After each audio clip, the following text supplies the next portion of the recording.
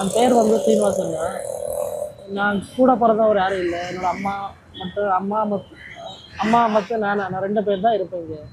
So என்ன வேலைன்னா நான் படிச்சிருந்த ஒரு 9ஆம் கிளாஸ் தான் படிச்சிருக்கேன். பார்க்குறதுக்கு அப்படி தெரியும், நான் படிக்கல. ஸோ முன்னாடி ஏற்கனவே நான் நல்லா இருந்தேன்.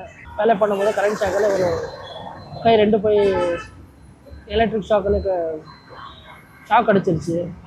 அப்புறம் தான் என்ன வேலை பண்ணுறது தெரியல, இந்த பக்கம் வந்துட்டேன். அப்புறம் தான் அம்மா இருக்காங்க, அம்மா விட்டாங்க, நான் இருக்கேங்க.